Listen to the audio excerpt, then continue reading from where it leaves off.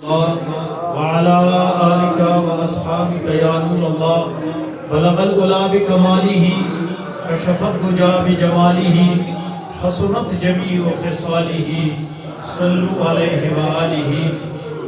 اللہ تبارک و تعالی نے ہم مسلمانوں پر بہت بڑا احسان فرمایا کہ اپنا محبوب ہمیں عطا کر دیا. یہ وہ محبوب ہے عیسیٰ علیہ السلام جب اللہ تبارک و تعالیٰ نے آسمان پہ اٹھایا دوبارہ واپس نہیں آیا. یہ خدا کا احسان ہے کہ اسی رات محبوب کو اپنے پاس بلایا واپس پھر ہمیں عطا کر دیا. اگر اس کو اپنے جو ہے نا وہاں پہ آسمان پہ عرش پہ وہاں ہی اس کو رکھتے ہم کیا کر سکتے تھے؟ لیکن یہ ان کا فضل ہے, ان کا احسان ہے ہم پہ کہ دوبارہ ہمیں جو ہے محبوب عطا کر دیا. اور وہ محبوب کہ جبرائیل علیہ السلام آخری وقت میں جب رسول اللہ صلی اللہ علیہ وسلم کے وصال کا وقت تھا, جبرائیل علیہ السلام آئے اور فرمایا کہ اللہ تبارک و تعالیٰ فرماتا ہے محبوب اگر آپ چاہتے ہیں تو آپ کے لیے ایک تابوت لے آتے ہیں اور آپ کا جسد مبارک عرش پہ اٹھا کے لے جاتے ہیں. تو آقا صلی اللہ علیہ وسلم نے فرمایا میری امت کا پہ کیا بنے گا؟ مجھے تو آپ عرش پہ لے جائیں گے لیکن میری امت گناہ کریں گے اور بعد میں ان کے لیے پریشانیاں بنیں گی. وہ جب گناہ کریں گے مدینے آئیں گے میری بارگاہ میں حاضری دیں گے کہ وہ واپس پلٹ کے جائیں گے گناہوں سے پاک صاف ہو چکے ہو. تو اللہ تبارک و تعالیٰ نے قرآن مجید میں اس مبارک سفر کا, اس مبارک سیر کا اس انداز میں تذکرہ کیا. سبحان الذی, پاک ہے وہ پروردگار, اسرا بعبدہ, جس نے راتوں رات اپنے بندے کو لے گئے, لیلا من المسجد الحرام, مسجد حرام سے, یعنی اللہ تبارک و تعالیٰ نے مقدس گھر سے مسجد حرام سے راتوں رات اپنے بندے کو اٹھا کے لے گیا الی المسجد الاقصی, مسجد اقصی تک. مسجد اقصی بھی مقدس جگہ ہے, وہاں بھی جو ہے انبیاء کا مسکن تھا.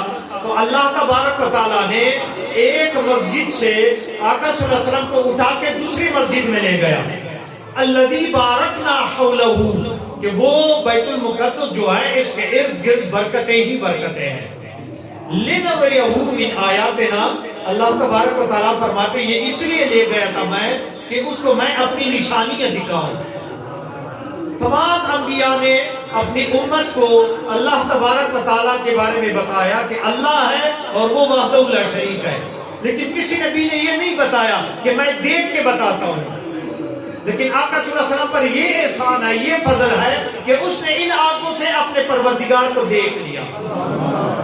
یہ اعزاز ہے بہت بڑا, تاکہ دنیا میں کوئی یہ شک نہ کرے کہ کسی نے آج تک دیکھا نہیں ہے اور اس کا پرچار اور اس کی تبلیغ بھی کر رہے ہیں. تو اللہ تبارک و تعالیٰ نے اپنے تجلیات انوارات اپنے محبوب کو دکھا دیے تاکہ جو ہیں انسانوں پر ایک دلیل قائم ہو کہ واقعی اللہ ہے, اور اپنے محبوب کو جو ہیں وہ جلوے دکھا دیے. پھر جو ہے نا اس کو جو ہے نا سارا کچھ جو ہے نعمتیں اور جنت دوزخ اور جتنے بھی نشانیاں تھی اللہ تبارک و تعالیٰ نے اس کو دکھائے. 27 رجب اور نبوت کا 11واں سال کا, نبوت کا درمیانی سال. غور کرو اس جملے پہ, کیونکہ رسول اللہ صلی اللہ علیہ وسلم کی ٹوٹل جو ہے نا 23 سال آپ کی جو ہے نا نبوت کا جو ہے نا اعلان نبوت کا جو زمانہ ہے وہ 23 سال ہے. تو درمیان جو ہے نا وہ 11 بنتا ہے نا. اور درمیانی ماہ رجب کا, رجب درمیانی ماہ آتا ہے, اور درمیانی شب یعنی جو ہے نا یہ 12 بجے کے بعد درمیانی شب رسول اللہ صلی اللہ علیہ وسلم گئے, اور درمیانہ دن پیر والے دن رسول اللہ صلی اللہ علیہ وسلم نے. اور قرآن مجید میں درمیانی سپارے 15 سپارے میں اس کا تذکرہ ہوا. جیسے اللہ تبارک و تعالیٰ نے جو ہے نا ایک درمیان میں جو ہے یہ سارا کو جو ہے نا ایک نشانی جو ہے وہ قائم کی ہے. تو کیسی جو ہے پروردگار نے اس آیت کا کتنی خوبصورت انداز میں آغاز کیا. سبحان الذی اسریٰ. بزرگان دین فرماتے ہیں جب کسی کی بارات آتی ہے تو اس کی ماں, بہن, بھائی, رشتہ دار جب وہ اس کے خوبصورت شادی والا لباس اور گھوڑے پہ یا گاڑی میں دیکھ لیتے ہیں تو پھر سارے کہتے ہیں سبحان اللہ، کیا ہی جو ہے خوبصورت انداز میں آ گیا، سبحان اللہ ہی نکلتا ہے نا۔ تو رسول اللہ صلی اللہ علیہ وسلم جب معراج پہ گئے، نہ وہاں ماں تھی، نہ باپ، نہ کوئی دوست، نہ رشتہ دار، تو اللہ تبارک و تعالیٰ نے فرمایا سبحان اللہ، سبحان اللہ، سبحان اللہ۔ خدا نے کہا، خود ہی کہنا، اللہ نے کہا کہ سبحان الذی اسریٰ بعبدہ، اس پروردگار نے جو پاک ہے کیسے کیسے محبوب کو جو ہے وہ لے آیا، کیسے ان کے لیے آسمان کو مزین کیا تھا، کیسے فرشتگان اس کے لیے جو ہیں وہ کھڑے تھے۔ یہ جو ہے بہت بڑا اعزاز اور بہت بڑا شرف رسول اللہ صلی اللہ علیہ وسلم کو جو ہے وہ ملا۔ نبی کریم صلی اللہ تعالی وسلم جب معراج پہ گئے، مختلف آسمانوں پہ مختلف پیغمبروں سے جو ہیں آقا صلی اللہ علیہ وسلم کی ملاقات ہو گئی۔ پہلے آسمان پہ آدم علیہ السلام سے جو ہے ملاقات ہوئی، دوسرے جو ہے نا آسمان پہ عیسیٰ علیہ السلام اور یحییٰ علیہ السلام سے، اس کے بعد تیسرے آسمان پہ یوسف علیہ السلام سے، چوتھے آسمان پہ ادریس علیہ السلام سے، پانچویں آسمان پہ ہارون علیہ السلام، اور چھٹے آسمان پہ موسیٰ علیہ السلام سے ملاقات ہوئی، ساتویں آسمان پہ ابراہیم علیہ السلام۔ جب رسول اللہ صلی اللہ علیہ وسلم اللہ کی بارگاہ میں پہنچ گئے، ایک ایسے مقام پہ پہنچ گئے سدرۃ المنتہا، تو جبرائیل علیہ السلام نے کہا کہ آگے میرے پر جلتے ہیں، میرے ٹھکانہ یہ ہے، اے محبوب آگے آپ کا کام ہے، آپ ہی جا سکتے ہیں۔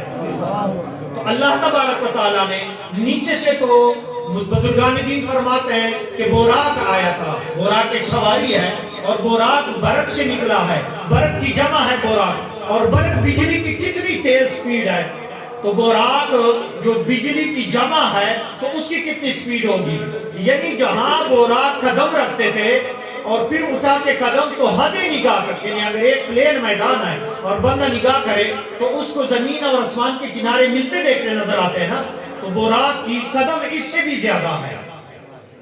تو بوراک نے جو ہے وہاں پر سدرۃ المنتہا پہنچ گئے، وہاں پہ جو ہے نا پھر وہ رک گئے، جبرائیل علیہ السلام آگے رف کی سواری آ گئی، رف ایک تخت تھا، تو اس پر جو ہے رسول اللہ صلی اللہ علیہ وسلم بیٹھ کے اللہ تبارک و تعالیٰ کی جو ہے وہ بارگاہ میں پہنچ گئے۔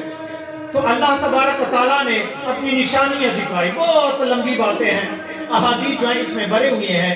اللہ تبارک و تعالیٰ نے سارا کچھ نشانی جو ہے دکھائی، محبوب سے ملاقات ہوئی، اور قرآن مجید میں اللہ تعالیٰ فرماتا ہے فَكَانَ قَابَ قَوْسَيْنِ أَوْ أَدْنَىٰ، محبوب اتنے قریب ہوئے تھے، 2 بالش اور اس سے بھی کم۔ اللہ ہی بہتر جانتا ہے کہ محبوب کو کتنے قریب کر دیا، تو محبوب نے ان آنکھوں سے اپنے رب کو دیکھا۔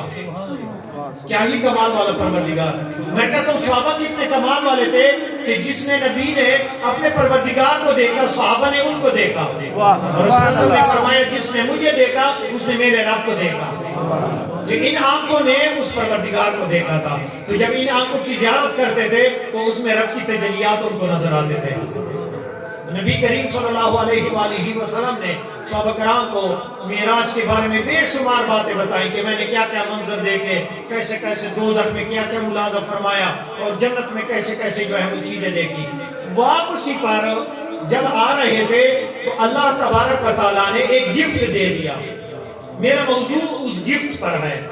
لازمی بات ہے، کوئی جب پہلی مرتبہ کوئی مہمان آ جاتا ہے، دوست آ جاتا ہے، جب واپس جاتا ہے تو دوست اس کو کچھ نہ کچھ دیتا ہے نا، سوٹ دیتا ہے، کوئی ہار دیتا ہے، کوئی چیز دیتا ہے نا، کہ یار پہلی مرتبہ آیا ہے، یہ میرے علاقے کا سوغات ہے، میرے علاقے کی چیز ہے، تو اس کو جائیں۔ تو اللہ تبارک و تعالیٰ نے پیارے محبوب کو نمازوں کا گفٹ عطا کر دیا۔ سبحان اللہ۔ نماز کی اہمیت کا آپ اندازہ لگائیں کہ یہ جبرائیل کے ذریعے، وحی کے ذریعے نہیں آئی، حالانکہ روزہ، حج، زکوٰۃ، جتنے بھی جو ہے نا قرآن مجید کی آیات، یہ وحی کے ذریعے آئے، جبرائیل زمین پہ اتار کے لے آئے، اور نماز کا جو تحفہ ہے یہ اللہ تبارک و تعالیٰ نے عرش پہ ان کو عطا کر دیا، اور وہ نمازیں 50 نمازیں تھیں، 50 نمازیں رسول اللہ صلی اللہ علیہ وسلم کو۔ دوسرا گفٹ جو رسول اللہ صلی اللہ علیہ وسلم کو اللہ تبارک و تعالیٰ نے دیا، وہ سورہ بقرہ کی آخری 2 آیات ہے۔ سورہ بقرہ کی جو آخری 2 آیات ہے یہ زمین پہ نازل نہیں ہوئی، اللہ تبارک و تعالیٰ نے عرش کے خزانوں میں سے ایک خزانہ کا محبوب کو عطا کر دیا۔ اور تیسرا غسل جنابت، جو بندہ غسل میں ہوتا ہے نا، یہ حکم بھی وہاں ملا تھا کہ اپنے امت کو بتائیں کہ جب اس کو جو ہے نا غسل، یعنی کہ اس پہ فرض ہو جائے تو وہ 7 مرتبہ نہائے گا، غسل جنابت 7 مرتبہ۔ اور تیسرا اللہ تبارک و تعالیٰ نے گناہگار امت کی بخشش کا وعدہ فرمایا کہ میں تیری امت کی مغفرت فرماؤں گا.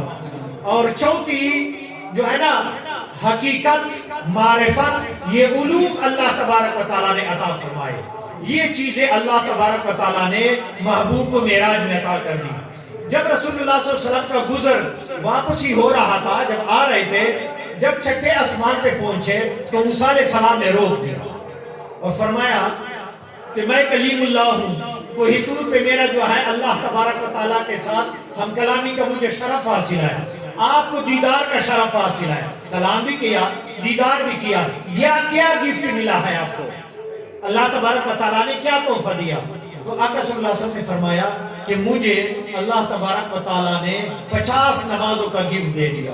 تو موسیٰ علیہ السلام نے کہا کہ میری امت یہ نہ ادا کر سکے, مجھ پر بھی اتنی نمازیں تھی, میری امت نے نافرمانی کی اور وہ تباہ ہو گئے, کوئی سور بن گئے, کوئی جو ہے نا بندر بن گئے, ان پہ خدا کا عذاب آیا. تیری امت تو ویسی بھی جو ہے نا آخری امت ہے, نہیں ادا کر سکتے. آپ جائیں اللہ تبارک و تعالیٰ کی بارگاہ میں عاجزی کریں تو پھر جو ہے نا کم کرا دیں. تو نبی کریم صلی اللہ علیہ وسلم واپس تشریف لے گئے. تو اللہ تبارک و تعالیٰ کی بارگاہ میں التجا کی, اللہ تبارک و تعالیٰ نے فرمایا 5 کم ہو گئی, 5 مہینے کم کر دی. پھر آ گئے, پھر موسیٰ علیہ السلام نے بھیج دیا, پھر 5 کم ہو گئی, پھر بار بار آنا جانا. یہ پہلی مرتبہ بھی تو کر سکتے تھے, اللہ تبارک و تعالیٰ کو تو پتا تھا کہ انہیں بار بار آنا ہے. مقصد بار بار دیدار کرنے کا تھا, بار بار مقصد کہ محبوب بار بار میری تجلیات دیکھیں اور اس کے دل میں ایک تسلی ہو جائے. تو بار بار آنا بہانا نمازوں کا تھا. تو جو ہے 5 کم ہوتے ہوتے جب 5 رہ گئی تو موسیٰ علیہ السلام نے کہا کتنے, انہوں نے کہا 5 رہ گئی. فرمایا 5 بھی نہیں پڑھیں گے یہ, اور واقعی آپ لوگ جو ہے نا غور کرو, یہی حال ہے, 5 بھی نہیں پڑھیں گے. موسیٰ علیہ السلام کو پتا تھا یہ امت جو ہے نا بہت کمزور ہے, بہت کمزور ہے, واپس جائیں محبوب اس کو جو ہے 5 کم کر دے. تو نبی کریم صلی اللہ علیہ وسلم نے فرمایا اب مجھے اللہ تبارک و تعالیٰ سے حیا آتی ہے, حیا آتی ہے. تو غیب سے آواز آ گئی, محبوب نمازیں 5 کر دی, ثواب 50 کا ملے گا. لا تبدیل لکلمات اللہ, اللہ تبارک و تعالیٰ اپنے کلمات بدلتا نہیں, ان کے کلمات نہیں بدلتے. آپ کے لیے نمازیں 5 ہیں, ثواب وہی 50 کا جو ہے وہ ملے گا. دیکھیں کتنا بڑا اعزاز ہے. اور کتنے, اور وہ بھی معراج میں جو نماز فرض ہوا تھا نا وہ 2 رکعتیں تھی. ساری نمازیں ٹوٹل 11 رکعتیں تھی, 2 فجر کی, 2 ظہر, 2 عصر, مغرب کی 3 رکعتیں تھی اور عشاء کی 2, یہ ٹوٹل 11, یعنی 11ویں والا. سبحان اللہ, سبحان اللہ, 11 رکعتیں نماز کی ٹوٹل. پاک عدد اللہ تبارک و تعالیٰ کو پسند ہے 11 رکعتیں. جفت اللہ نے, اللہ پاک ہے, اللہ تبارک و تعالیٰ ویتر ہے اور ویتر کو پسند کرتا ہے, یعنی وہ تاک ہے, تاک کو پسند کرتا ہے. تو اللہ تبارک و تعالیٰ نے 11 رکعتیں محبوب کو دے دی. تو آقا صلی اللہ علیہ وآلہ وسلم یہ گفٹ جو ہے, اور آقا صلی اللہ علیہ وسلم کو یہ بھی حکم ملا کہ نماز میں بھی کمی ہو گئی, غسل میں بھی کمی ہو گئی. وہ بھی جو ہے جس کو غسل جنابت ہو تو وہ 1 مرتبہ جو ہے وہ نہا لے, اس کا غسل جو ہے نا وہ پاک صاف ہو جائے گا. اور اللہ تبارک و تعالیٰ نے جو اعلیٰ گفٹ عطا کر دیا وہ سورہ بقرہ کی آخری 2 آیات تھی. یہ آیات جبرائیل علیہ السلام زمین پہ نہیں لے آئے, پورا قرآن مجید زمین پہ نازل ہوا ہے. یعنی جبرائیل علیہ السلام مختلف مواقع پر آقا صلی اللہ علیہ وسلم کی بارگاہ میں لے آتے تھے, لیکن یہ جو رسول اللہ صلی اللہ علیہ وسلم کو جو ہے وہ ملی ہے یہ 2 آیتیں, آمن الرسول بما انزل الیہ من ربہ والمؤمنون, اور بڑی کمال والی دعائیں ہیں, بڑے کمال والی ہیں. تو یہ جو ہے نا, تو رسول اللہ صلی اللہ علیہ وسلم نے فرمایا کہ جو بندہ رات کو سونے سے پہلے یہ سورہ بقرہ کی 2 آیات پڑھ لے تو پوری رات ان کے لیے یہ آیتیں کافی ہیں. سبحان اللہ, یعنی آفات, بلیات, جادو, مصیبتوں, سارا کچھ جو کچھ بھی ہے ان کے لیے یہ آیت کافی ہے, اللہ بچائے گا. اور دوسری روایت میں بزرگان دین فرماتے ہیں کہ یہ تہجد کے قائم مقام ہو جاتی ہے. سبحان جو اللہ, بندہ تہجد نہیں پڑھ سکتا, اس کی آنکھیں نہیں کھل سکتی, نہیں اٹھ سکتا, تو وہ رات سونے سے پہلے سورہ بقرہ کی آخری 2 آیات کی تلاوت کرے تو اللہ تبارک و تعالیٰ یہ 2 آیات تہجد کے قائم مقام اس کے لیے کر دے. نعرہ تکبیر, نعرہ رسالت.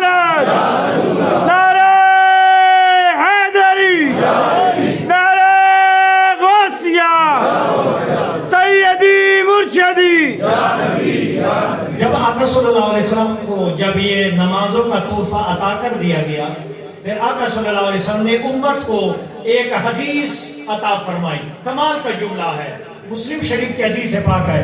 نبی کریم صلی اللہ علیہ وسلم نے فرمایا کہ اللہ تبارک و تعالیٰ نے مجھے بتایا، یعنی اللہ کا فرمان آقا صلی اللہ علیہ وسلم نے بتایا کہ اللہ نے مجھے بتایا کہ تیری امتی، کوئی بھی امتی یہ 5 نمازیں وقت کی پابندی کے ساتھ ادا کرے، یعنی وقت کی پابندی کے ساتھ، تو میرے ذمہ کرم پہ یہ حق ہے اس بندے کا کہ میں اس کو بغیر حساب و کتاب کے جنت میں داخل کروں گا. سبحان اللہ.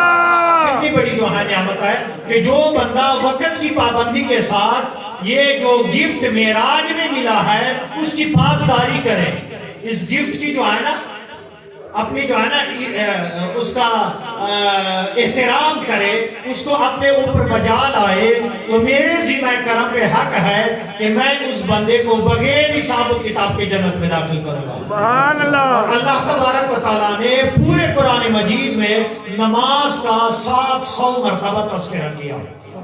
700 مرتبہ، اتنا زیادہ اللہ تبارک، اور کتنا عجیب اور عظیم یہ نعمت ہے جو خاص معراج میں اس رات کا عطا ہوا تھا. حضرت نوح علیہ السلام کے زمانے میں ایک بری عورت رہتی تھی، مائی تھی. اس نے ایمان لے آیا نوح علیہ السلام پہ، کہنے لگی کہ اے اللہ عز و جل کے نبی، جب نوح علیہ السلام نے جب قوم کو بتایا نا کہ اللہ عز و جل کا طوفان آنے والا ہے، عذاب آنے والا ہے، توبہ کر لو، معافی مانگ لو، ایمان لے آؤ، لیکن وہ نہیں مانے. تو نوح علیہ السلام کشتی تیار کرنے لگے. اس مائی نے پوچھا اللہ کے نبی یہ کیا کر رہے ہیں؟ تو انہیں بتایا کہ اللہ عز و جل نے مجھے حکم دیا ہے، اس قوم پہ عذاب آنے والا ہے، اس کے لیے میں کشتی تیار کر رہا ہوں. تو اللہ تبارک و تعالیٰ نے فرمایا کہ جو تجھ پر ایمان والے ہیں ان کو جو ہے نا اس کشتی میں جو ہے نا بٹھا کے تاکہ وہ جو ہے محفوظ ہو جائے. تو اس مائی نے کہا کہ جب عذاب آئے تو آپ نے مجھے بھی بتانا ہے، میں بھی اس کشتی میں سوار ہو جاؤں. نوح علیہ السلام نے فرمایا ٹھیک ہے. عذاب کے لیے نشانی یہ مقرر ہوئی کہ جب عذاب کا وقت آئے تو اے نوح تیرے تنور کے اندر سے پانی نکلنا شروع ہو جائے گا. جب تنور سے پانی نکلنا شروع ہو جائے تو سمجھ جائے کہ میرا عذاب آنے والا ہے. فوراً تمام بندے کشتی میں جو ہے نا سوار ہو کے بیٹھ جانا ہے. جب سب نے جو ہے نا تیاری کر لی، نوح علیہ السلام کے ذہن سے بات نکل گئی. نوح علیہ السلام اس مائی کی جو ہے نا اس کو بتانا وہ بھول گئے.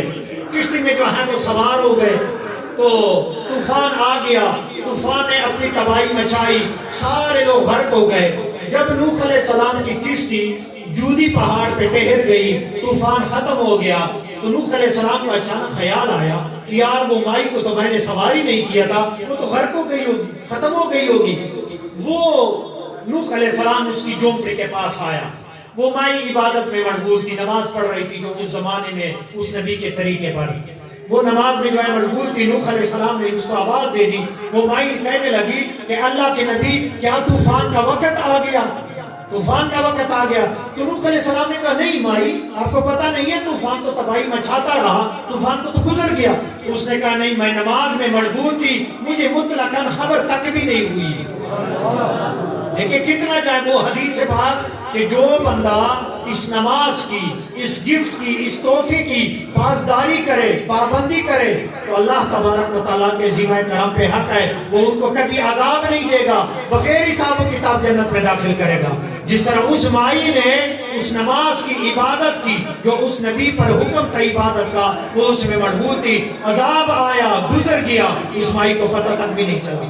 یعنی جب بندہ عبادت کرتا ہے، اللہ کی یاد میں مشغول ہوتا ہے، آزمائشیں، مصیبتیں، آلام سارا کچھ جو ہے اس پہ آتے ہیں، لیکن اللہ تبارک و تعالیٰ ایسے ان پہ گزار دیتا ہے، پتہ بھی چلنے نہیں دیتا اس کو.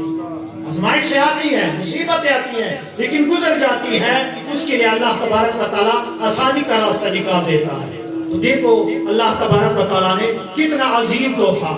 پھر اللہ تبارک و تعالیٰ نے فرمایا محبوب میں نے 7 آسمان پیدا کیے اور ہر آسمان میں جو فرشتے ہیں ان کی شکلیں مختلف قسم کی ہیں.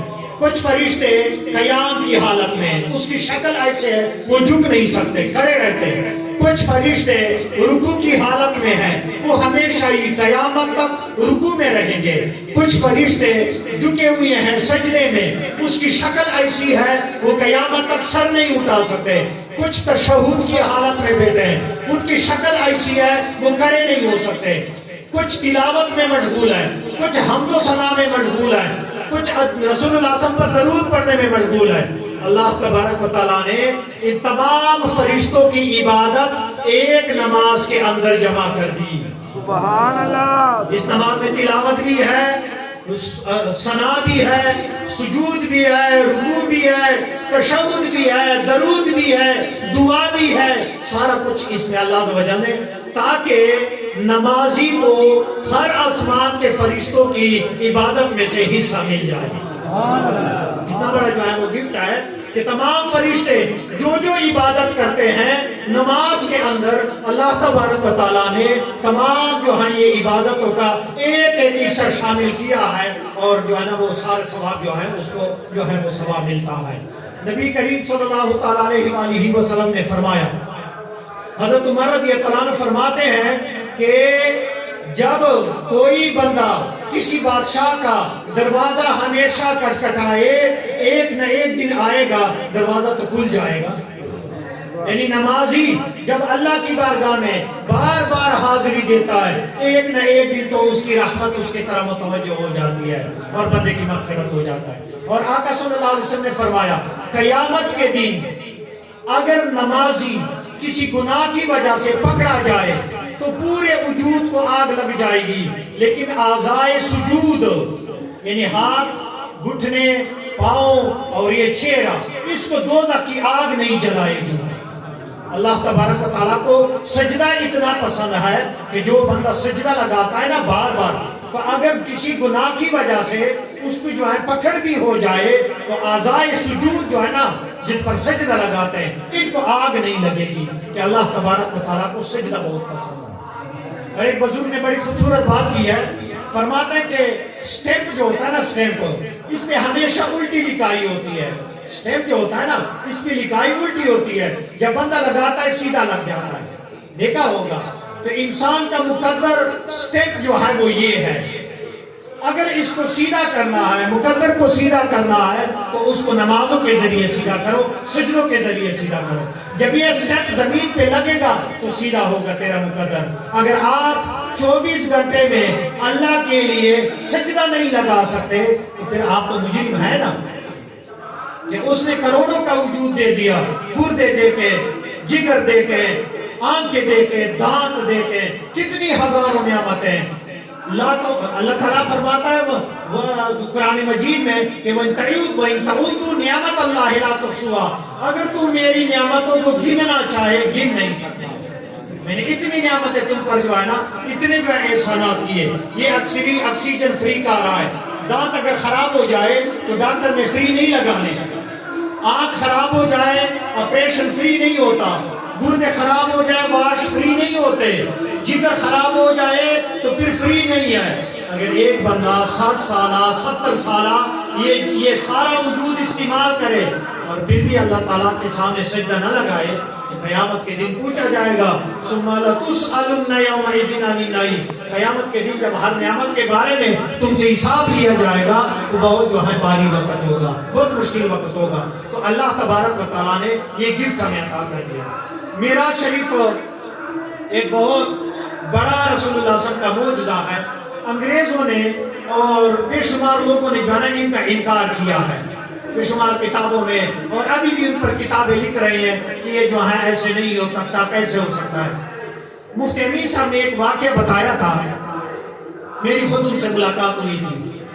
فرماتے تھے کہ سیالکوٹ میں پاکستان بننے سے پہلے کی بات ہے، سیالکوٹ میں ایک مناظرہ ہوا تھا، اس میں ایک پادری تھا، اس نے مسلمانوں کو چیلنج دیا تھا کہ جو آسمان ہے قرآن مجید میں لکھا ہے سورہ ملک شریف میں کہ فرج البصر هل ترى من فطور ثم ارجع البصر كرتين ينقلب اليك البصر خاسئا وهو حسير، کہ اللہ تبارک و تعالیٰ فرماتا ہے کہ آسمان میں نہ شگاف ہے، نہ سوراخ ہے، نہ دراڑ ہے، آسمان میں کوئی دروازہ نہیں ہے، قرآن مجید کہتا ہے۔ تو پھر رسول اللہ صلی اللہ علیہ وسلم یہ آسمانوں سے کیسے گزر کے چلے گئے؟ ہے نا جناب اس انگریز کا سوال کہ آسمان میں جب سوراخ ہی نہیں ہے تو پھر رسول اللہ صلی اللہ علیہ وسلم یہ سات آسمان سے پار کیسے نکل گئے؟ کہتا مناظرہ بہت طویل ہو گیا، علماء دلائل دیتے تھے، انگریز دلیلیں نہیں مانتا تھا، کہتا جو ہے نا کوئی پریکٹیکلی جو ہے چیز ہو تو میں مان جاؤں گا، میں تو قرآن مانتا ہی نہیں ہوں، اور پھر بھی تمہارے قرآن میں لکھا ہے تو میں کیسی جو ہے نہیں مان جاؤں گا۔ تو اس دوران کہتا کشمیر میں ایک بزرگ ہے سید فضل شاہ، اس کو سائیں پلہ کہتے ہیں، سائیں پلہ، یہ اللہ عز و جل کی قدرت سے کرامت سے سیالکوٹ آ گئے، حالانکہ وہ کشمیر میں تھے، کرامت سے آ گئے، اولیاء کے لیے تو زمین لپیٹ دی جاتی ہے۔ اس نے جو ہے نا مناظرے کو روک دیا، کہتا یہ کیا معاملہ ہے مجھے بتاؤ۔ لوگوں نے کہا یہ تو پاگل بندہ ہے، ایک سائڈ پہ بیٹھ جاؤ، علماء کا کام ہے، تو کیا کر سکتا ہے؟ اس نے کہا نہیں مجھے بتاؤ یہ معاملہ کیا ہے۔ اس انگریز نے اس کو بتایا کہ اصل معاملہ یہ ہے کہ آسمان میں رسول اللہ صلی اللہ علیہ وسلم کیسے گئے، نہ اس میں سوراخ ہے، نہ شگاف ہے، نہ دراڑ ہے، تو پھر ہم کیسے مان جائیں؟ وہ کہتا ہے اس نے کہا کہ یہ دیوار نظر آ رہا ہے، اس طرح دیوار تھا نا، اس نے کہا ہاں، کہتا ہے اس دیوار میں آپ کو کوئی سوراخ دراڑ یا کوئی چیز نظر آ رہی ہے؟ اس نے کہا نہیں، کہتا اگر اس دیوار سے میں نکل جاؤں تو تو مان جائے گا؟ میں کہا یہ کیسے ہو سکتا ہے؟ اس نے کہا یار میں کر کے دکھاؤں نا پھر تو مان جائے گا، کہتا پھر تو ماننا پڑے گا۔ کہتا وہ درویش فضل سائی اس کے ساتھ جو ہے دیوار کے ساتھ ٹچ ہو جاتا تھا، پرلی طرف نکل جاتا تھا، پھر اس کے ساتھ ٹچ ہو کے پھر ادھر نکل آتا تھا، پھر اس کے ساتھ 7 مرتبہ اس نے کر کے دکھایا۔ وہ انگریز منہ لٹکا کے کہ یار میں اس کو کیا جواب دے دوں؟ انہوں نے کہا بے غیرت بندے، یہ تو میں نکما بندہ ہوں، جس معبود کو اللہ خود بلائے، جس کو وہ خود بلائے، تو اس کے لیے تو کیسے کہتا ہے کہ آسمانوں میں دراڑ ہے اور شگاف ہے یہ چیزیں؟ جس کو اللہ خود بلائے تو وہ جو ہے نا، اس کے بارے میں یہ جو گرو نانک ہے نا، گرو نانک یہ کافر تھا، مسلمان نہیں تھا، لیکن اس نے سورہ بنی اسرائیل کی نا سورہ اسراء، اس کی اس نے تفسیر لکھی ہے، اور اس کی تفسیر ضلع اٹک گڑی افغانان، وہاں ایک بہت بڑا مکتبہ ہے، اس میں اس کی یہ تفسیر پڑھی ہے، لیکن اس نے ہندی زبان میں لکھی ہے، ہندی زبان میں۔ اس نے مسلمانوں پہ ایک سوال کیا ہے اسی تفسیر میں، سوال یہ ہے یہی کہ رسول اللہ صلی اللہ علیہ وسلم آسمانوں سے کیسے نکل گئے کہ آسمانوں میں شگاف نہیں ہے، دراڑ نہیں ہے، سوراخ نہیں ہے، قرآن کہتا ہے کہ کچھ بھی نہیں ہے، تو پھر یہ کیسے نکل گئے؟ پھر خود جواب دیتا ہے، سوال بھی خود کرتا ہے، جواب بھی خود دیتا ہے۔ وہ کہتا ہے جس طرح عینک سے نظر پار کر کے نکل جاتی ہے نا، محبوب بھی ایسے نکل جاتا ہے۔ نعرہ تکبیر، نعرہ رسالت، نعرہ حیدری، نعرہ غوثیہ۔ سوال بھی خود کرتا ہے، جواب بھی خود دیتا ہے کہ رسول اللہ صلی اللہ علیہ وسلم ایسے آسمانوں سے نکل گئے جس طرح نظر شیشے سے پار ہو کے جاتی ہے، رسول کیونکہ وہ نور تھے، اللہ تبارک و تعالیٰ کی جو عظیم نشانی تھے، سراپا معجزہ تھے، تو جب اللہ نے بلایا تو پھر ایسے آسمانوں سے نکال دیا۔ یہاں معجزہ جو ہوتا ہے نا، معجزہ یہ عقل کو عاجز کر دیتا ہے، چاند 2 ٹکڑے ہونا، درخت میں چل کے آنا، پتھر میں کلمہ پڑھنا، ہمیں بات ہے عقل عاجز ہو جاتا ہے نا۔ تو نبی کریم صلی اللہ علیہ وسلم معراج میں آسمانوں سے ایسے نکل گئے کہ عقل آج تک بھی عاجز ہے۔ اور ہمارے اسلاف نے، بزرگان دین نے اس دین کو جو ہے نا دلائل کے ساتھ پھیلایا، دلائل بڑے بڑے برہان، بڑے بڑے جو ہے دلائل پیش کر دیے، اور ان دلائل کی وجہ سے انگریزوں نے اور دوسرے لوگوں نے مان لیا۔ خواجہ مارہرا ہندوستان میں بہت بڑی درگاہ ہے، خواجہ مارہرا رحمۃ اللہ علیہ کے پاس ایک انگریز آیا، اس انگریز نے کہا کہ میں ایک تحقیق کر کے آیا ہوں، وہ یہ ہے کہ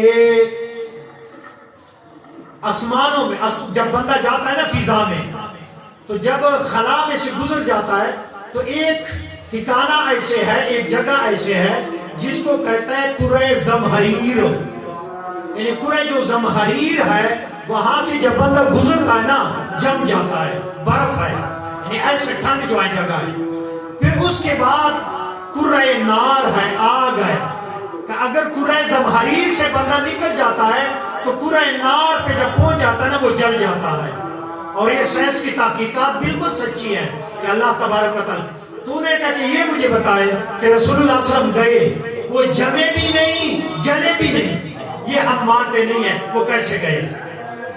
جب وہ آیا نا کہا نیچے خلیفہ بیٹھا ہوا تھا، پھر سب اوپر منزل میں بیٹھتے تھے درگاہ میں، تو انہوں نے کہا کہ میرا یہ سوال ہے، تو میں نے پھر سب پہ یہ سوال کرنا ہے، میں اس مقصد کے لیے آیا۔ اس نے کہا اچھا میں پیر صاحب سے پہلی اجازت لیتا ہوں پھر آپ کی ملاقات کرواتا ہوں۔ انہیں پیر صاحب سردیاں تھی، پیر صاحب کو کہا کہ یار ایک بندہ آیا حضور اور اسی طرح کہتا میرا سوال ہے کہ میں پیر صاحب سے خود ملنا ہے۔ اس نے کہا اس کو نیچے بٹھاؤ کہ میں تھوڑی دیر بعد اس کو بلاتا ہوں۔ پیر صاحب اوپر بیٹھے ہوئے تھے تو جو آگ جل رہی تھی نا انگیٹھی جل رہی تھی، پیر صاحب نے اپنے پاؤں انگیٹھی میں رکھ لیے اور آگ جل رہی، شعلے جل رہے ہیں، پاؤں آپ نے انگیٹھی میں رکھے۔ اس نے آواز دے دی اے انگریز نوجوان آ جا میرے پاس۔ وہ فوراً حاضر ہو گیا، اوپر کھڑا ہو گیا۔ اس نے کہا کیسے آئے؟ اس نے کہا مجھے کوئی پتہ نہیں چلا۔ کہتا سیڑھیوں سے؟ کہتا نہیں۔ کہتا کھڑکی سے دروازے سے؟ کہتا نہیں۔ کہتا کس طرح پھر تو آ گئے؟ کہتا آپ نے آواز دے دی میں اوپر کھڑا ہو گیا۔ اس نے کہا سوال کرے؟ کہتا سوال بعد میں کروں گا، پہلے آپ مجھے یہ بتائیں یہ آپ نے آگ میں پاؤں کو رکھے ہیں اور آپ جل نہیں رہے، کہتے یہی تیرے سوال کا جواب ہے۔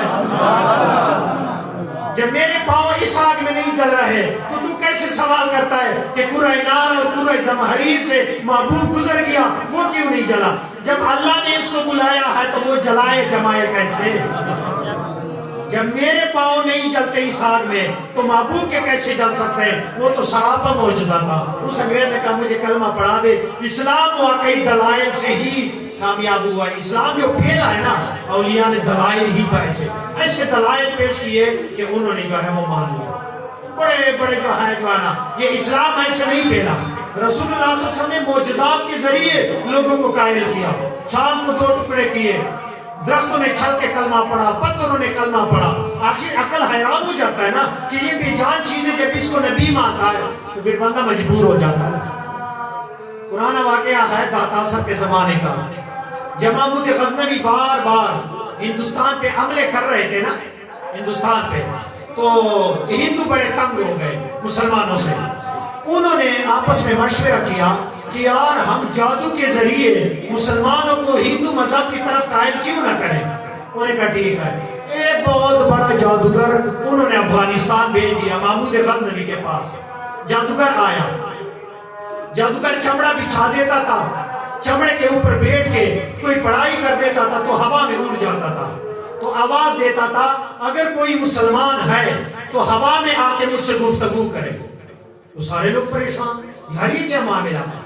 محمود غزنوی نے اعلان کیا کہ تمام غزنی کے افغانستان کے اولیاء اکٹھے ہو جائیں اور اس ہندو کا مقابلہ کریں۔ علماء کرام آ گئے، بیٹھ گئے۔ انہوں نے جو ہے کہا کہ یار نیچے اتر آئے تو ہم آپ کو جواب دے دیں گے۔ انہوں نے کہا نہیں، مناظرہ کرنا ہے تو ہوا میں کرنا ہے۔ داتا صاحب فرماتے ہیں کہ اس وقت میں چھوٹا تھا، میری 17-18 سال عمر تھی۔ میں حضرت شیخ رضوان کے مدرسے میں پڑھ رہا تھا، جو غزنی میں مدرسہ تھا نا محمود غزنوی کا، اس میں داتا صاحب پڑھ رہے تھے۔ ایک مرتبہ محمود غزنوی اس مدرسے کی سیر کرنے کے لیے آئے، طلباء کی جو ہے نا پوچھ گچھ کے لیے کہ طلباء کیسے پڑھتے ہیں۔ داتا صاحب اس وقت قرآن مجید حفظ کر رہے تھے۔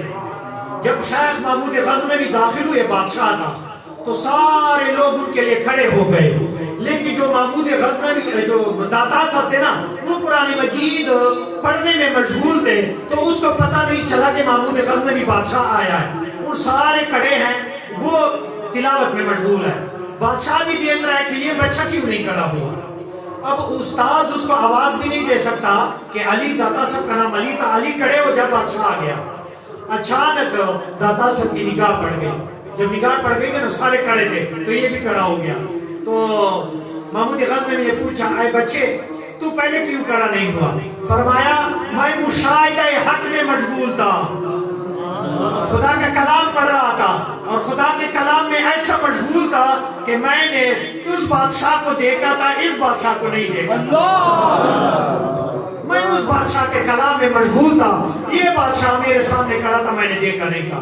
تو محمود غزنوی نے کہا یہ نوجوان یہ ہند کی سلطنت کو سرخرو کرے گا، یہ ہندوستان پہ جو میں حملے بار بار کر رہا ہوں نا، یہ نوجوان اس کو جو ہے نا فتح کر دے گا۔ پھر جب وہ آیا نا ہندو، تو انہوں نے جو ہے نا کہا کہ مجھے جو ہے نا اوپر آ کے مجھ سے گفتگو کرو۔ بات پھیل گئی، علماء بار بار جو ہے جاتے تھے دربار میں، بادشاہ کے دربار میں، کوئی حل نہیں نکل رہا تھا۔ داتا صاحب کہتے ہیں ایک مرتبہ میں بھی استاد کے ساتھ چلا گیا، کہتا وہ اس طرح اڑا ہوا میں، تو ہوا میں اڑ کے جو ہے باتیں کرتا تھا، کوئی ہے اوپر آ جاؤ مجھ سے جو ہے نا وہ بات کرتا۔ کہتا مجھے قدرتی ایک جوش آیا، ایک جذبہ آیا، ایک ولولہ آیا۔ اسلام اتنا بھی کمزور نہیں ہے کہ اسلام اتنا کہ میں آل رسول ہو کے اس جادوگر کا مقابلہ نہ کر سکوں۔ تو میں نے بادشاہ کو کہا، محمود غزنوی کو، کہ بادشاہ سلامت، اگر مجھے اجازت دے تو میں اس سے گفتگو کروں۔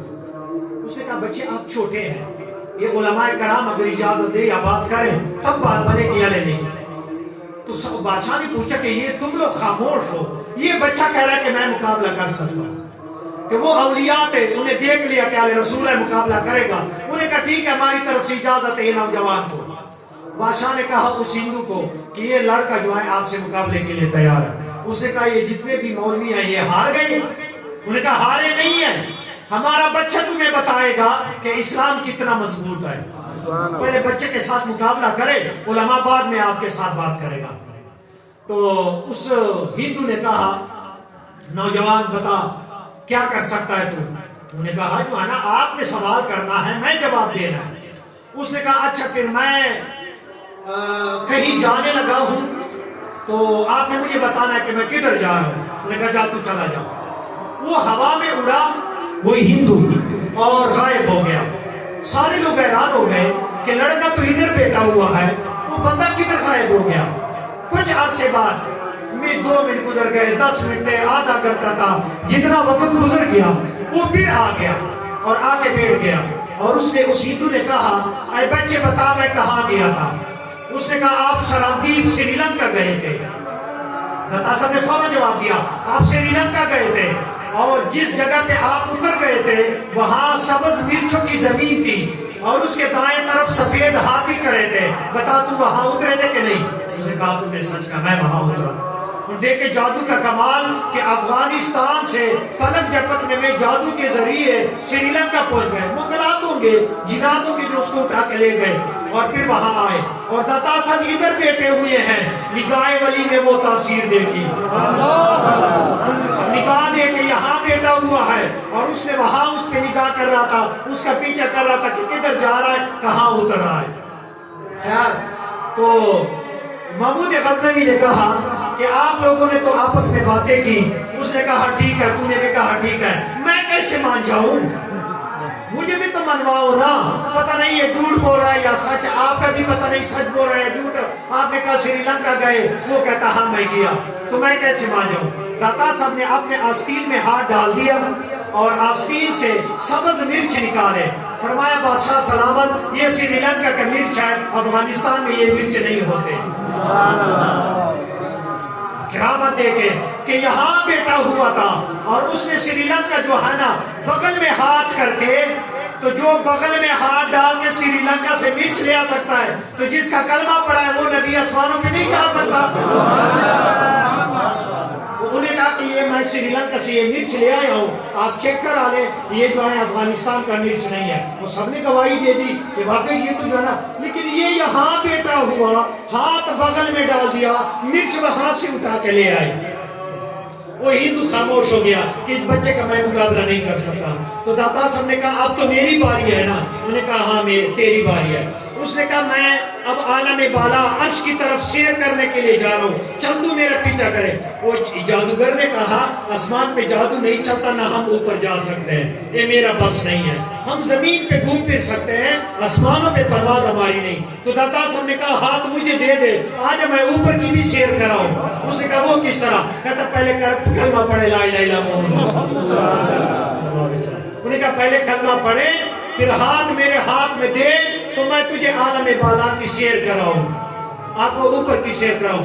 اس ہندو نے کلمہ پڑھ لیا, داتا صاحب نے جو ہے نا اس کا ہاتھ پکڑا اور اوپر عالم بالا کی زمین پہ بیٹے بیٹے سیر کرائی. پھر وہ ہندو چلا گیا ہندوستان, سارے لوگ اکٹھے ہو گئے. انہوں نے کہا بتا کتنے بندے ہندو بنائے؟ انہوں نے کہا یار میں خود مسلمان ہو کے آیا ہوں. یہ تو دور کی بات ہے, ایک چھوٹا بچہ تھا, اس نے میرے ساتھ وہ کام کیا کہ میں شرمندگی کے سوا مجھے کچھ بھی نہیں, میں سارا کچھ چھوڑ کے انہیں مجھے کلمہ پڑھایا. بڑے بڑے جو علماء مشائخ ہیں اس کا مقابلہ ناممکن ہے. مسلمانوں کے تو چھوٹے بچے بندے کو پاگل کر دیتا ہے. تو دیکھیں اسلام دلائل کے ساتھ برہان کے ساتھ اللہ عز و جل نے پھیلایا, اور نبی کریم صلی اللہ علیہ وسلم کی سچی اطاعت. وہ داتا صاحب فرماتے ہیں گفٹ کی طرف آ رہا ہوں, جو عرش کا جو ہے نا گفٹ نبی کو ملا ہے. داتا صاحب فرماتے 40 سال میں نے سفر کیا, اس میں افغانستان, آذربائیجان, ترکمانستان, یمن, شام, ترکی, سعودی عرب, عراق, یہ پورے جو ہے مملکت اسلامیہ کافی علاقوں میں کہتا 40 سال میں نے سفر کیا, اور کبھی 40 سال با جماعت نماز قضا نہ ہوئی. نماز نہیں, با جماعت نماز مجھ سے قضا نہ ہوئی.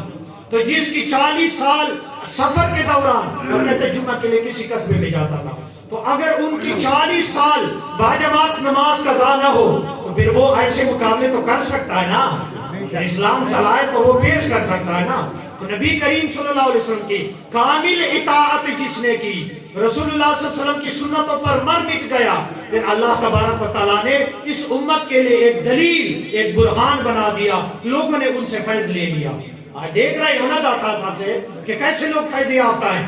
وہ خواجہ معین الدین چشتی جو آپ کی درگاہ پہ 40 سال چیلا کاٹا, اعتکاف کیا, جب ہندوستان کیا 90 لاکھ لوگوں کو مسلمان کیا. وہ ہندو ایک بندہ ہندو بنا کے نہیں لے گیا. خواجہ معین الدین چشتی اسی داتا صاحب نے بھیجا, 90 لاکھ ہندو کو کلمہ پڑھا دیا. اصل بات رسول اللہ صلی اللہ علیہ وسلم کی اطاعت ہے, جو رسول اللہ صلی اللہ علیہ وسلم نے ہمیں یہ گفٹ دیا ہے. آقا صلی اللہ علیہ وسلم نے فرمایا نماز مومن کی معراج ہے. کیوں بتایا؟ اس لیے کہ یہ معراج کا ہی تو گفٹ ہے, معراج میں یہ گفٹ ملا, تو جو اس گفٹ کو اپنائے, اپنے اوپر لاگو کرے, تو اس کی یہی معراج ہے. بزرگان دین فرماتے ہیں اگر کوئی بندہ چاہے کہ میں اللہ تبارک و تعالیٰ سے گفتگو کروں, یا وہ چاہے اللہ مجھ سے گفتگو کرے, تو دو باتیں. اگر بندہ چاہتا ہے کہ اللہ مجھ سے باتیں کرے تو اس کا قرآن کھول لے. قرآن کا موضوع انسان ہے, انسان ہے, انسان سے باتیں کر رہا ہے. آپ ایک ایک آیت بغور پڑھے تو ایسے محسوس ہوگا کہ اللہ مجھے بتا رہا ہے اے انسان یہ کرے, یہ کرے, میری باتیں مانے, گناہوں سے بچے, ایمان ہے. ڈائریکٹ اللہ تبارک و تعالیٰ انسان سے مخاطب ہے. اور اگر بندہ چاہے کہ میں اللہ تبارک و تعالیٰ سے گفتگو کروں تو پھر وہ نماز پہ کھڑے ہو جائے کہ نماز ڈائریکٹ اللہ عز و جل سے گفتگو ہے.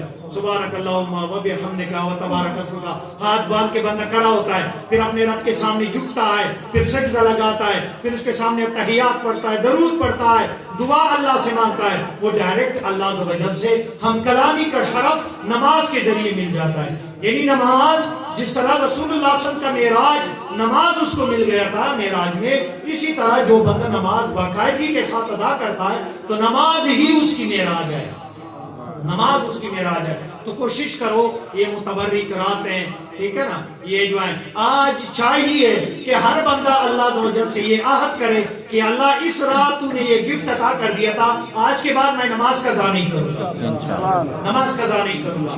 اور جو بندہ اس نماز کی پابندی کرتا ہے, اللہ تبارک و تعالیٰ نے فرمایا فرض نماز کے ذریعے میرا قرب حاصل کرو. جس بندے کو چاہیے کہ وہ اللہ کا قرب حاصل کرے تو وہ فرض نماز ادا کرے, اور نوافل کے ذریعے دائمی میری محبت حاصل کرو. فرض نماز سے بندے کو اللہ عز و جل کا قرب نصیب ہوتا ہے. پھر جب بندہ اللہ عز و جل کا قریب ہو جاتا ہے, حدیث پاک میں پھر اللہ تبارک و تعالیٰ فرماتا ہے جس کو میں اپنا بنا لیتا ہوں, ولی اللہ بنا لیتا ہوں, پھر میں اس کے ہاتھ بن جاتا ہوں جسے یہ پکڑتا ہے, میں اس کی زبان بن جاتا ہوں جسے یہ بولتا ہے, میں اس کی نگاہ بن جاتا ہوں جسے یہ دیکھتا ہے, میں اس کے پاؤں بن جاتا ہوں جسے یہ چلتا ہے. یہ نماز کے ذریعے، عبادت کے ذریعے پھر اللہ تبارک و تعالیٰ اپنا قریب کر دیتا ہے اور اپنی جو ہے نا قدرت کا مظہر بنا دیتا ہے، قدرت کا مظہر بنا دیتا ہے۔ تو نماز بہت بڑی جو ہے نا، آج کے رات ایک گفٹ ملا ہے تو چاہیے کہ کبھی کسانا ہو، اور تلاوت بھی تو نماز میں، جب بندہ تلاوت جو ہے نا تو نماز کے اندر جو ہے نا تو اللہ عز و جل کا کلام خدا بھی گفتگو کر رہا ہے، بندہ بھی اس سے گفتگو کرتا ہے، تو اسی کے ذریعے جو جتنے بھی اولیاء کرام آئے، جب بھی ان پہ مشکل وقت آیا، پریشانی کا عالم آیا، انہوں نے نماز کے ذریعے اللہ عز و جل کی مدد حاصل کی۔ اور خود قرآن مجید میں اللہ تعالیٰ فرماتا ہے یا ایھا الذین آمنوا استعینوا بالصبر والصلاۃ، اے بندو، اے مومنو، اگر تمہیں میری مدد درکار ہے تو نماز کے ذریعے میری مدد حاصل کر۔ نماز جو ہے پڑھ لیا کر، سجدے میں سر کو جھکا دے، پھر دیکھ کہ میں تیری تقدیر کیسے بدلتا ہوں، تجھ پر کیسے جو ہے اپنی فضل اور انعامات کی بارش کرتا ہوں۔ تو چاہیے کہ انسان عبادت کے ذریعے، نماز کے ذریعے اپنے رب کو راضی کرے۔ بندے کے دو آنسو نکلنے ہوتے ہیں، عرش ہل جاتا ہے۔ اللہ تبارک و تعالیٰ فرماتا ہے اے فرشتوں دیکھ لو، بندہ مجھ سے ڈر گیا، اس نے مجھ سے میرے سامنے جو ہے رونا شروع کر دیا۔ وہ جانتا ہے کہ پروردگار سزا بھی دے سکتا ہے اور معاف بھی کر سکتا ہے۔ ایسے جو ہے نا پروردگار ہے، بس دو آنسو کا نکلنا ہوتا ہے، پورا عرش ہل جاتا ہے، خدا بندے کو معاف کر دیتا ہے۔ تو اگر بندہ اپنے رب کے سامنے روئے، یا اللہ تیری نعمتیں میں نے استعمال کی اور میں نے تیری عبادت نہیں کی، میں تجھے جو ہے نا سب کو راضی کیا، تجھے راضی نہیں کیا، نعمتیں تیری استعمال کی، تجھ سے میں نے رخ پھیر لیا، تو پھر جو ہے نا بندہ جب روئے، سجدہ لگائے اللہ کے سامنے، تو اللہ تبارک و تعالیٰ اپنا فضل کے دروازے کھول دیتا ہے، اور جس میں خدا رحمتوں کے دروازے کھول دیتا ہے وہ بندہ دنیا میں بھی کامیاب ہوتا ہے، آخرت میں بھی جو ہے کامیاب ہوتا ہے۔ تو کوشش کرو کبھی نماز میں، کوئی مشکل نہیں ہے، کوئی مشکل نہیں ہے۔ یہ لوگ کہتے ہیں نا 17 رکعت عشاء کی نماز پڑھنی ہے، اگر کسی نے عشاء کی نماز نہیں پڑھی ضرور پڑھ لو۔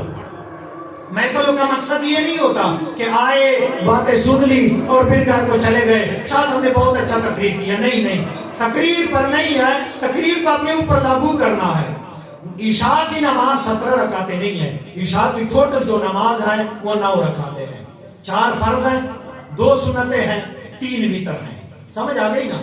اگر ایک بندہ نہیں جو ہے نا تو فرض تو پڑھ لیا کرو، پھر جب بندہ فرض کا عادی ہو جاتا ہے تو ضرور وہ وتر بھی پڑھے گا، ضرور وہ سنتیں بھی پڑھے گا۔ سمجھ میں بات آ گئی نا؟ کوئی مشکل نہیں ہے نماز۔